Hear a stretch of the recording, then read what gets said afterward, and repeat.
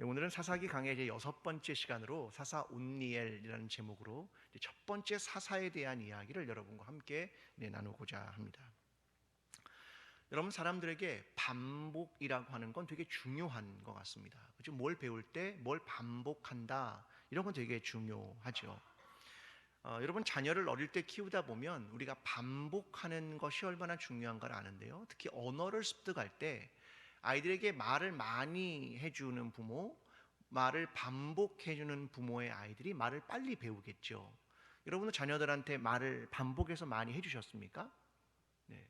엄마라는 말을 몇 번쯤 반복하면 아이가 습득하는 것 같습니까? 네?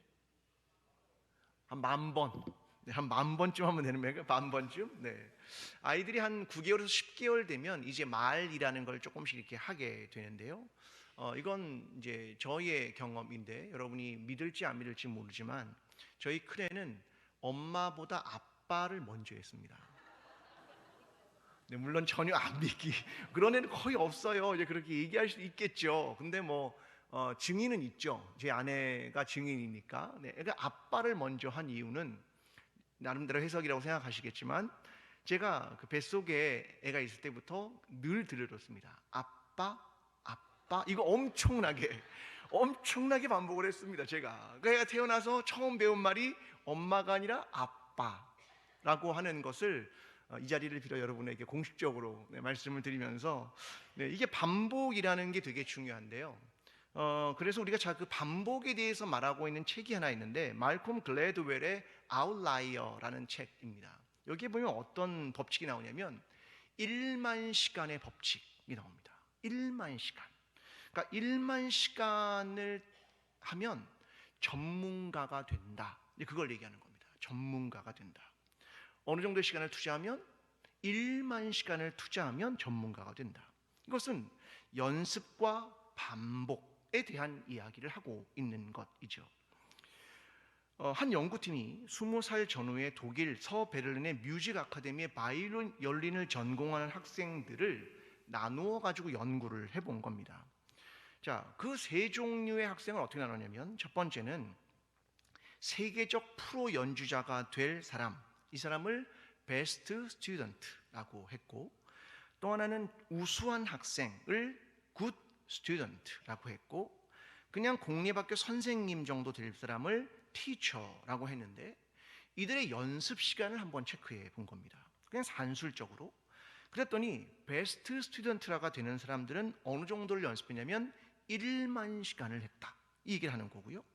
우수한 학생들은 보통 7에서 8천 시간 정도를 연습하고 평범한 학생들은 약 3에서 4천 시간 정도를 연습하더라. 이거를 이제 알게 된 거죠. 네. 그러니까 사람은 어느 정도의 반복과 연습이 정말로 중요하고 그것이 그 사람이 어느 정도 성장하는가를 보여주는 대단히 중요한 시금석입니다. 그걸 얘기합니다. 우리는 그것을 보면 여러분 그렇게 동의가 되십니까? 장기영 전도님 오늘 악기를 연주하셨는데 그런 것이 동의가 되시나요? 연습량. 네, 연습량이 많아질수록 훨씬 더 이렇게 잘할 수 있는 거죠. 그런데요, 다른 연구는 이 연구가 다가 아니다, 이렇게 이야기합니다. 적어도 어떤 사람이 이렇게 얘기하는데 약 88개의 논문이 다 그거 아니야, 이렇게 말한다는 겁니다. 분야에 따라 조금씩 틀리지만 설명이 안 된다는 겁니다. 늘 연습만 많이 하면 최고냐? 그건 아니다라는 거죠. 어떤 부분은 그것이 30%에도 미치지 못하는 경우도 있고요.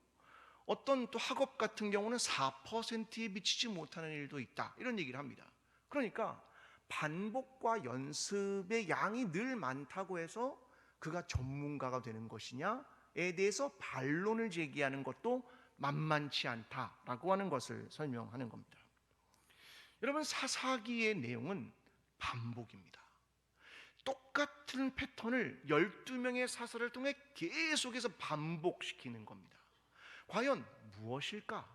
어떤 것이 바른 신앙일까? 이것을 계속 반복적으로 말해주는 게 이 사사기의 이야기입니다. 그러면 이런 얘기죠. 반복을 한 12번 정도 했으니까 그러면 이들의 신앙이 좋아졌습니까? 어떻습니까? 사사시대의 그런 사람들이 사사들이 12번이나 계속 반복적으로 신앙에 대한 이야기를 하니까 신앙이 좋아졌습니까? 아니요. 그렇지 않던데요. 그러니까 반복이라는 건 중요한 걸 알겠다. 반복이 우리의 신앙을 성숙시킬 수도 있겠다. 내가 어떻게 살아가는 것이 신앙인지도 말하는 것이 알겠다. 그런데 늘 그것은 능사는 아니구나. 오히려 반복을 깨뜨리게 되는 건 뭐냐면, 내가 그렇게 사사시대의 사람들처럼 살지 않았다면, 그들처럼 늘 죄악 가운데 들어가면 자꾸 회개하고 돌아오고 이런 거 안 했다면, 오히려 이걸 깨뜨렸다면 오히려 더 나은 신앙을 갖는 건 아닐까? 이런 질문들을 우리가 꼭 해야 한다는 것으로부터 시작을 하는 겁니다. 자, 제가 반복적인 이야기를 하겠습니다. 왜 우리가 사사기를 공부해야 하느냐에 대한 이야기죠. 사사시대에는 그 출애굽을 한 백성이 이제 가나안 땅에 들어갔습니다. 그들은 거기서 이제 약속의 땅을 얻었습니다. 그들의 질문은 이것입니다. 자, 우리는 약속의 땅을 얻었다? 그러면 하나님이 더 이상 필요할까? 우리는 비옥한 땅에 들어가서 풍요를 얻었다. 이제 하나님이 더 필요할까? 이것에 대한 질문을 하는 것이 사사기를 공부해야 하는 이유입니다. 저번에 여러분이 구원을 받았잖아요. 여러분 구원 받으셨습니까? 아멘. 죽으면 하늘나라 갈 자신이 있으십니까? 아멘. 그렇죠. 그러면 하나님이 더 필요할까? 구원 받았잖아요. 이제 마음대로 살아도 되는 거 아닙니까? 구원이 흔들립니까? 아니요. 그러면 마음대로 살아도 되는 거네요. 그런 질문에 우리가 도달하는 것 아니겠습니까? 여러분, 이스라엘 백성들은 비옥한 땅에 들어갔고 도시는 세워져 있었고 새로운 문화는 마음에 들었습니다. 점점 하나님이 출애굽으로부터 이끌었는데 하나님의 대체물이 필요했지 하나님이 더 이상 필요하지 않은 겁니다. 왜? 가나안에 들어왔거든요. 그들은 다른 대체물을 찾으면서 또 다른 바알과 아세라라는 부요와 오늘로 말하면 재물과 돈이라는 것을 붙들기 시작했다라고 하는 것을 이야기합니다. 사사기는 이러한 시대를 살아가는 사람들인 오늘 우리에게 그래서 꼭 필요한 말씀인 것 같습니다. 여러분, 이러한 반복이 되게 그들에겐 그래서 필요한 것이었습니다. 여러분 보십시오. 가나안에 들어가면 문제가 될 것을 모세는 이미 알았습니다. 그래서 그가 기록한 책이 있습니다. 이게 뭐냐면 신명기입니다. 여러분, 신명기의 신자는 무슨 신자를 씁니까? 한자로요. 다시라는 말이거든요. again이라는 겁니다. 하나님의 뜻을 다시 말해주는 책이라는 게 신명기거든요. 모세가 가나안 땅에 들어가면 문제가 될 이스라엘 백성을 위해서 자그마치 30장이나 되는 이야기를 계속해서 들려준 겁니다. 왜요? 가나안의 땅 들어가는 것은 설레는 일이기도 하지만 위험한 일이었기 때문에 그렇습니다. 그래서 그는 신명기를 통해서 계속 이야기를 들려주고자 했던 것이었습니다. 하나님의 언약은 가나안의 땅에 들어가도 여전히 유효하다. 그러나 너희에게 여전히 유혹이 찾아올 것이다. 왜냐하면 새로운 그 땅은 매우 비옥할 것이기 때문이다. 그래서 이제 우리가 우리의 힘으로 살 수 있다고 너희가 믿을 것이기 때문이다. 더 이상 하나님을 의지할 필요가 없다고 생각할 것이기 때문이다. 그래서 신명기를 통해서 계속 그 이야기를 모세가 들려준 것이었습니다. 그게 신명기의 내용입니다. 모세가 우려한 것이 있습니다. 그게 뭔지 아십니까? 기억상실증입니다. 그들이 하나님을 잊어버릴까 봐 그 기억상실증에 대한 얘기를 이미 경고하고 있었습니다. 자, 함께 찾아보겠습니다. 신명기 6장 12절을 좀 찾아보겠습니다. 자, 신명기 6장 12절입니다.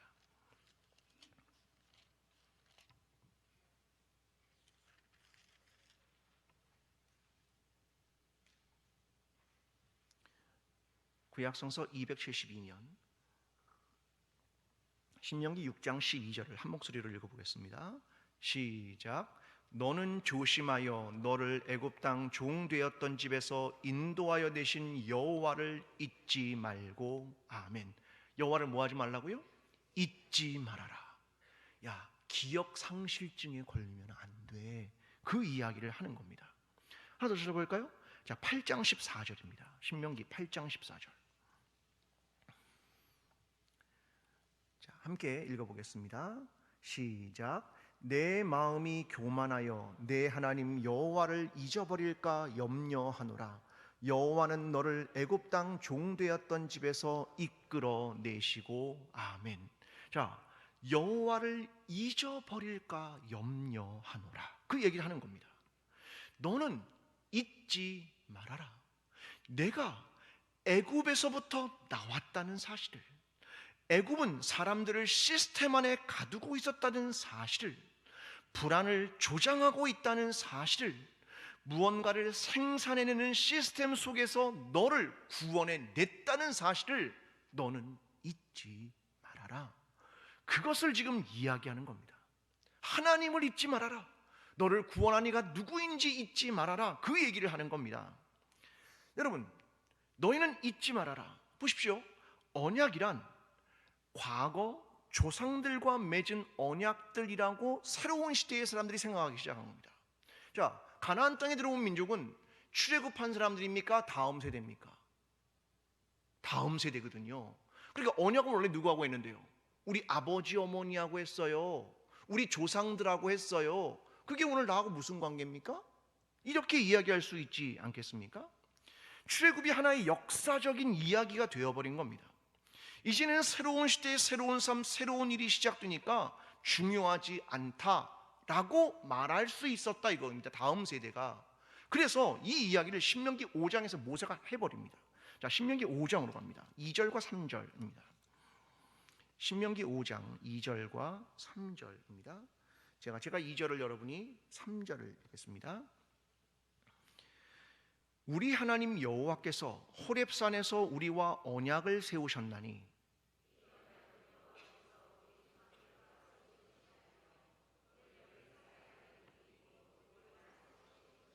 아멘. 야, 기가 막힌 얘기를 해버립니다.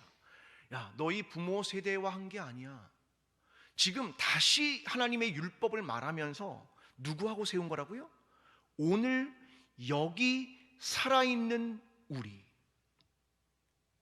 하나님의 언약은 누구와 세운 거냐면 오늘 여기 살아있는 우리와 세운 것이다. 그 이야기를 그대로 여기다 해버립니다. 여러분, 이게 되게 중요한 얘기를 하고 있는 겁니다. 너는 잊지 말아라. 하나님을 잊으면 안 돼. 오늘 여기에 있는 너희와 언약을 맺은 거야.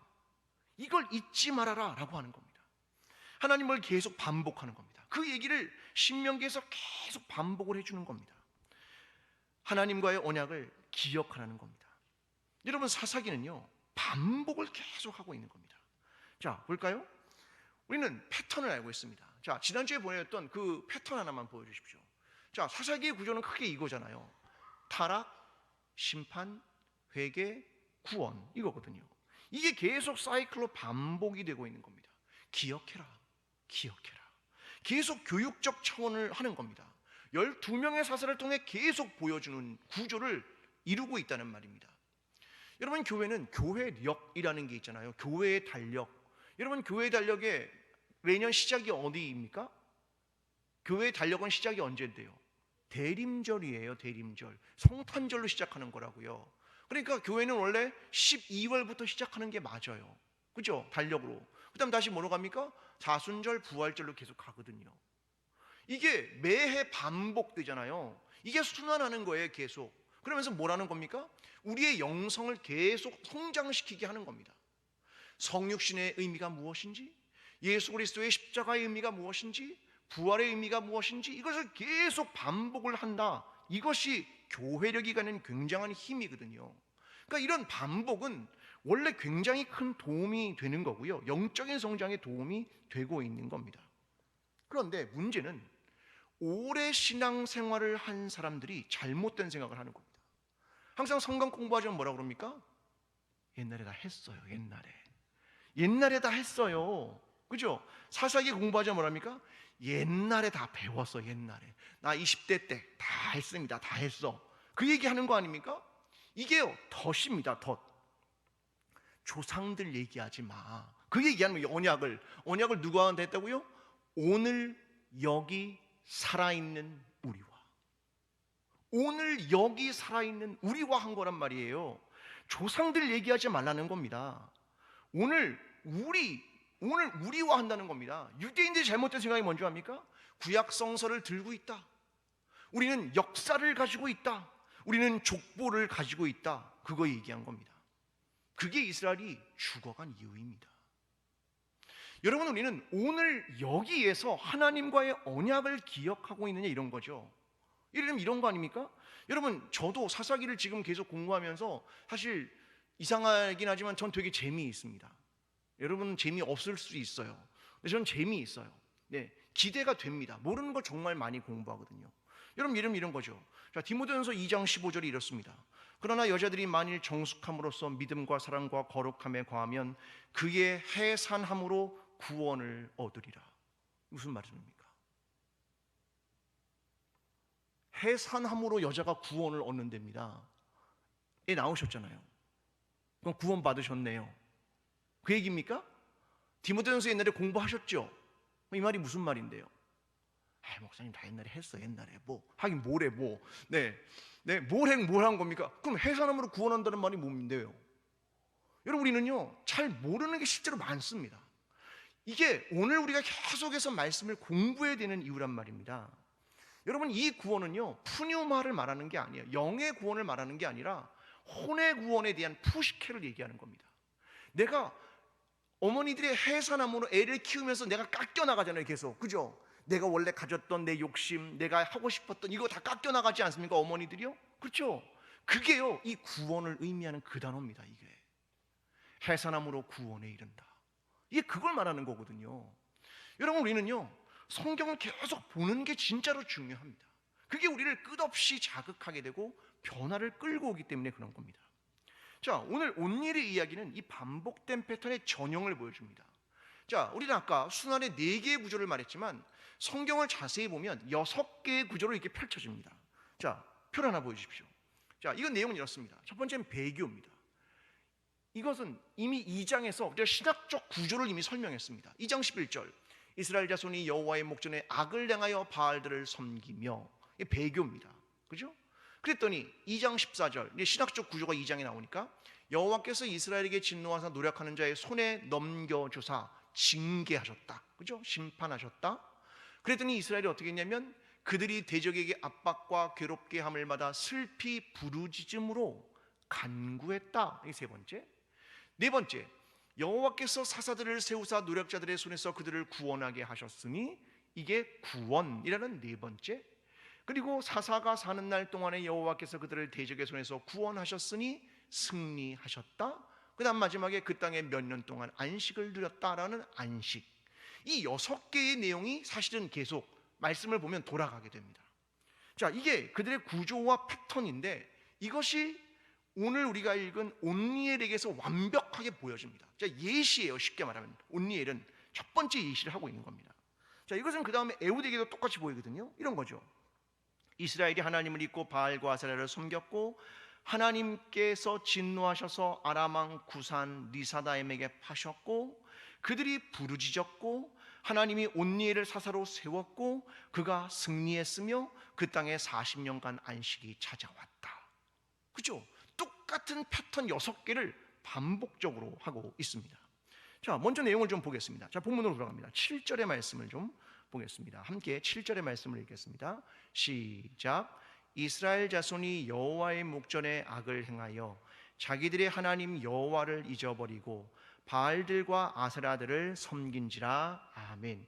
자, 출발은 뭐냐면 여호와의 목전에 악을 행했다라고 하는 것을 두 가지로 설명합니다. 하나는 뭐냐면 하나님 여호와를 잊어버리고, 이거죠. 그죠? 잊어버렸다. 두 번째는 바알과 아세라들을 섬긴지라. 자, 아세라들이라고 말하는 건 제가 지난번 설명했잖아요. 지역신이기 때문에 그렇습니다. 지역마다 다 있어, 지역마다. 그러니까 아세라들 이렇게 설명하는 거거든요. 자, 이게 악이다 이겁니다. 첫 번째 뭡니까? 하나님을 잊어버렸다. 이 말은 뭐냐면 이런 말입니다. 무시하다, 경시하다, 생각조차 하지 않다 이겁니다. 하나님의 통치와 지배, 이걸 받지 않는 거죠. 생각하지 않고 하나님을 잊어버리는 겁니다. 하나님이 내가 살아가는데 하나님을 떠올리지 않는 거예요. 그냥 무시하는 겁니다. 나는 내 삶을 그냥 살아가는 거예요. 여러분, 그런데요, 우리는 하나님께 늘 이렇게 기도합니다. 이사야 64장 9절에 이렇게 말하거든요. 죄악을 영원히 기억하지 마옵소서. 하나님, 우리의 죄악을 기억하지 말아 주십시오 라고 하나님께는 실컷 얘기해 놓고 우리는 하나님을 싹 잊어버립니다. 필요할 때만 하나님을 딱 붙든다는 겁니다. 그게 뭐다? 죄다. 그게 악을 행하는 것이다. 그렇게 이야기하는 겁니다. 둘째는 뭐냐면 바알과 아세라를 섬겼다, 이 말은 하나님의 대체물을 찾았다 그 말입니다. 풍요의 신인 그들을 잡았다 이겁니다.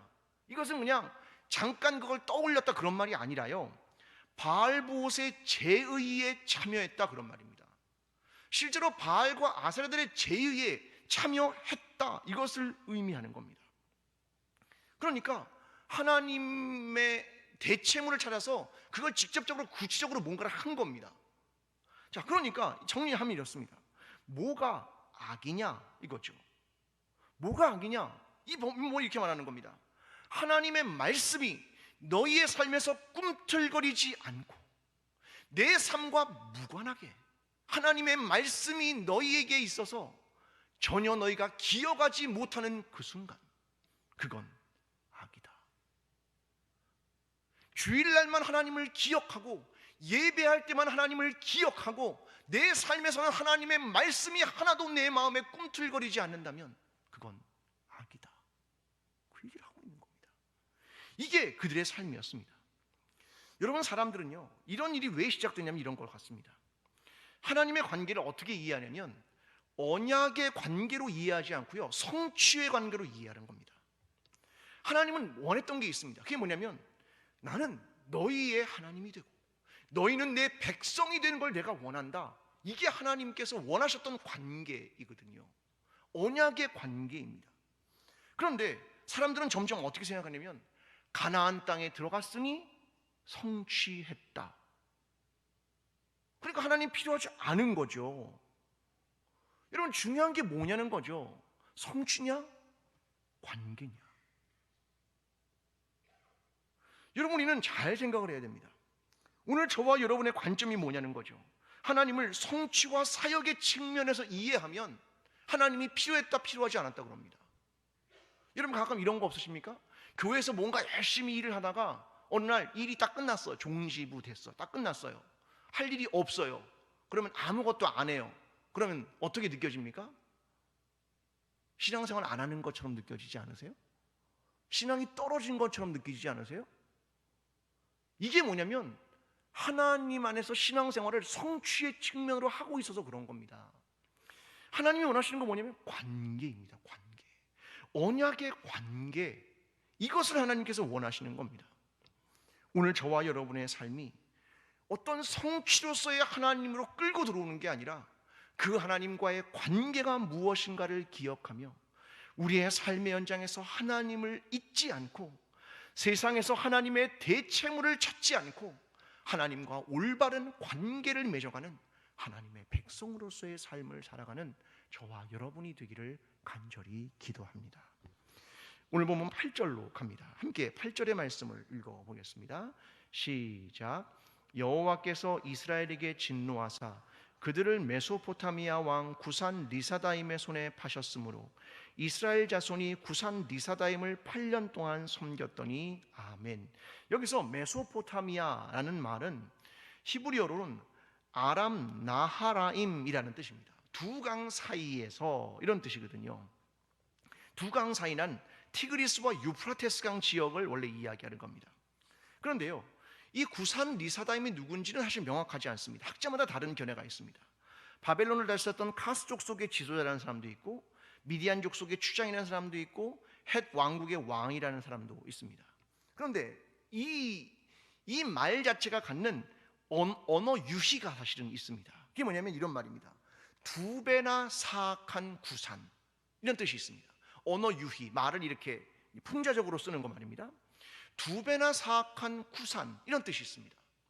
자, 사사기에서 등장하는 왕으로서 대단히 중요한 위치를 차지하는 게 이 사람입니다. 처음 등장하는 왕이거든요. 왕. 여러분, 사무엘상 8장 5절에 사람들이 이랬습니다. 모든 나라와 같이 우리에게 왕을 세워 우리에게 다스리게 하소서. 여러분, 구산 리더다임은요, 왕입니다. 왕. 이 왕이란 그 당시에 중요한 시스템을 돌리는 사람이 왕입니다. 왕. 그를 대표하는 게 구산 리사나임이었습니다. 자, 이걸 머릿속에 들고 있어야 됩니다. 자, 이게 전체를 관통하는 되게 중요한 사람이 지금 등장한 겁니다. 왕 말입니다. 자, 이게 하나님께서 그를 보내서 징계하시는 도구로 쓴 게 이 왕이었습니다. 자, 그러면 9절로 갑니다. 자, 9절 함께 읽어보겠습니다. 함께 시작. 이스라엘 자손이 여호와께 부르짖음에 여호와께서 이스라엘 자손을 위하여 한 구원자를 세워 그들을 구원하게 하시니 그는 곧 갈렙의 아우 그나스의 아들 온니엘이라. 아멘. 자, 이건 간구입니다.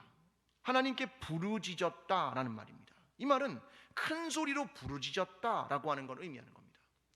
원래는 부르짖음을 회개하고 너무 쉽게 동일시할 수는 없습니다. 왜요?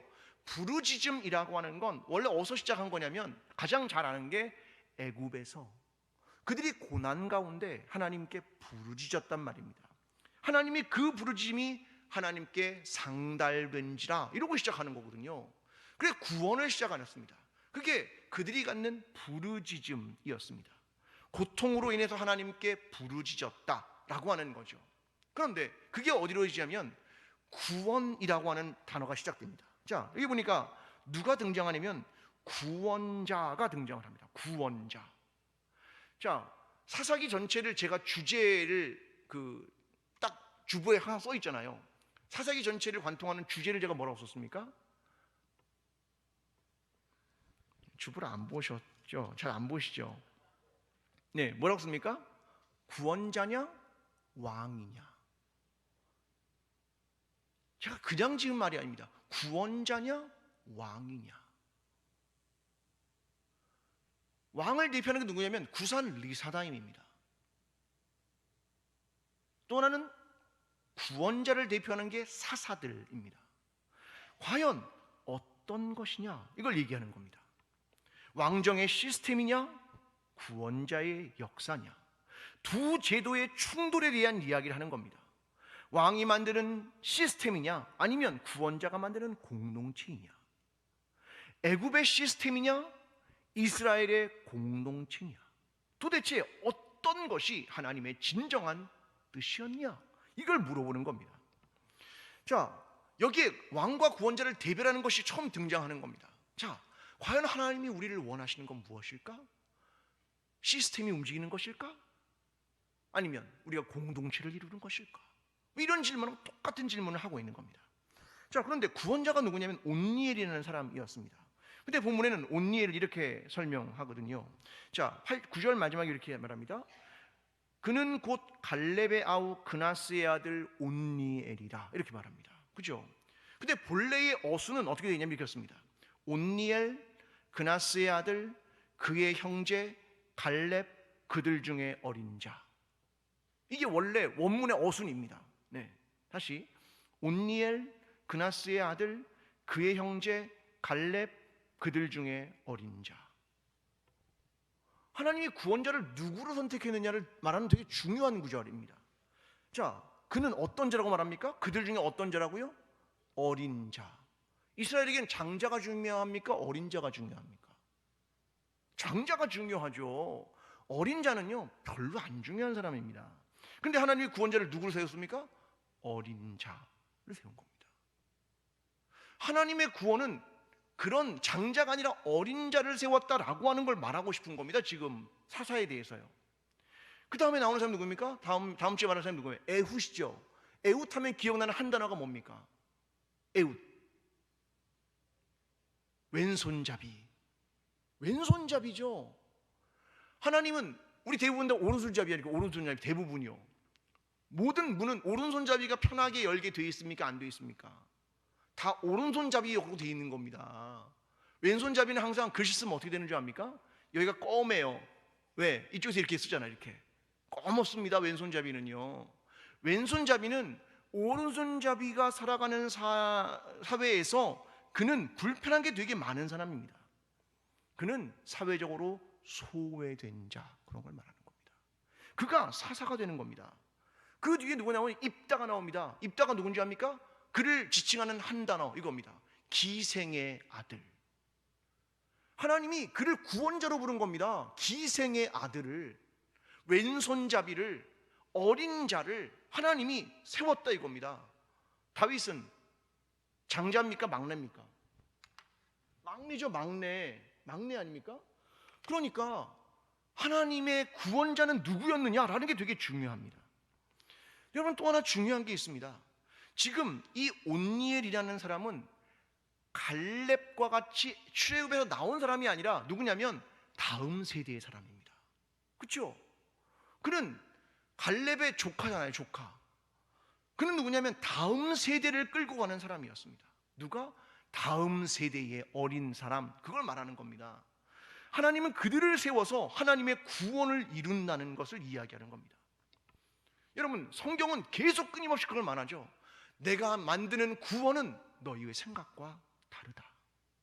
너희는 세상의 시스템과 애굽의 시스템이 구원할 거라고 생각했다.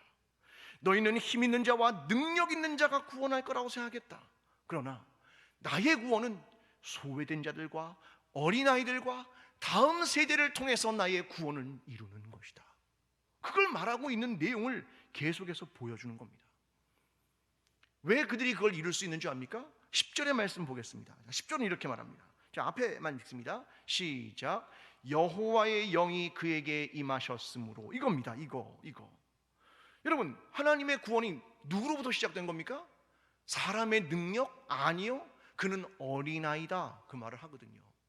그는 별 볼 일 없는 사람이었어. 그런데 어떻게 해요?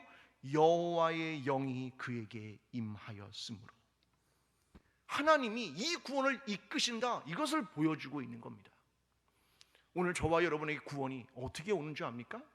힘 있는 자와 강한 자로부터 우리에게 구원이 오는 줄 압니까? 아니요. 아무런 힘이 없어도 어떻게 되는 자? 하나님의 영이 임하는 자, 하나님께서 구원을 주도하시기 때문이다 라고 하는 것입니다. 오늘 저와 여러분의 삶에 하나님께서 구원자를 보내서 하나님의 이끄시는 귀한 일들을 감당하실 때 저와 여러분이 아무것도 아닌 우리 같은 사람을 통하여도 하나님이 함께 하신다면 그 구원을 이루겠다고 말씀하시는 겁니다. 오늘 저와 여러분의 삶에 그 하나님의 구원, 하나님의 임재, 하나님의 회복이 저와 여러분의 삶에 시작되기를 간절히 기도합니다. 자, 10절의 말씀을 보겠습니다. 자, 함께 10절의 말씀을 함께 읽습니다. 시작. 여호와의 영이 그에게 임하셨으므로 그가 이스라엘의 사사가 되어 나가서 싸울 때에 여호와께서 메소포타미아 왕 구산 리사다임을 그의 손에 넘겨주심에 온니엘의 손이 구산 리사다임을 이기니라. 아멘. 자, 여기 보면 딱 나오는 게 있습니다. 뭐냐면 여호와께서 그의 손에 넘겨주심에, 이건 나탄이라는 말입니다. 주었다, 붙였다, 넘겨주셨다, 다 그런 말을 하고 있는 겁니다. 누가요? 누가요? 하나님이 그걸 넘겨주었다 이렇게 말하는 겁니다.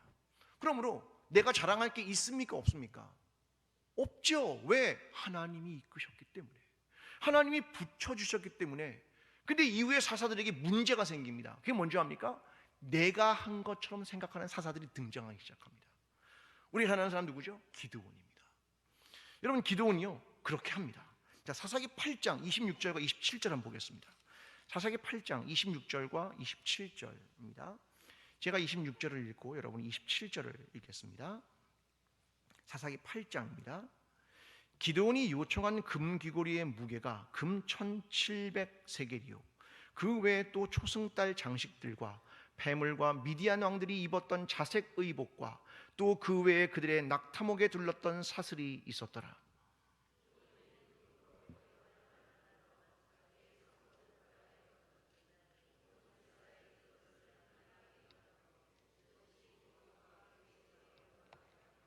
아멘. 자, 기드온이 딱 승리한 다음에 뭐 합니까? 저거 주세요. 저거. 네? 저 금으로 만든 저 금 귀고리 주십시오. 저거 이게 초승달 모양으로 만든 저런 폐물 같은 거 다 놔주십시오. 자색 옷 주십시오.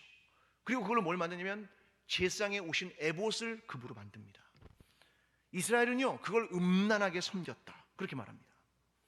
무엇입니까? 누가 붙였는데요? 하나님이. 근데 내가 뭘 얻어요? 내가 뭔가를 얻고 싶은 거예요. 이게 기드온의 실수입니다. 여러분, 온니엘은요 그걸 분명히 말하고 있는 첫 번째 기준을 만드는 사람입니다. 승리는 누구로부터 오는 것이냐? 그것에 대한 시금석을 말하는 게 이 온니엘의 이야기입니다. 하나님께서 그를 붙여주셨습니다. 그 이야기를 하고 있는 겁니다. 자, 다시 보면 11절로 갑니다. 자, 11절 말씀을 함께 다시 읽어보겠습니다. 시작. 그 땅이 평온한 지 40년에 그나스의 아들 온니엘이 죽었더라. 자, 결국 40년의 안식이 주어졌다. 한 세대 이상 흘러갔습니다. 그런데 마지막은 어떻게 됩니까? 온니엘이 죽었더라. 근데 여기에는 이런 게 언급되지 않습니다. 그의 자손, 그의 장래, 그의 후계의 문제, 이런 건 하나도 등장하지 않습니다.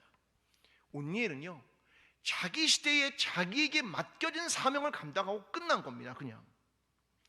그리고 하나님은 그들에게 안식을 주셨다라는 겁니다. 그런데 문제는 마지막 말입니다. 온니엘이 죽었더라. 여러분, 사사기 시작을 어떻게 시작했는데요? 여호수아가 죽음에. 그렇죠? 그러면서부터 문제가 시작된 겁니다. 사사들의 죽음은 또 다른 세계로 반복되는 첫 번째 단추입니다. 다시 이스라엘은 타락의 길을 갔습니다.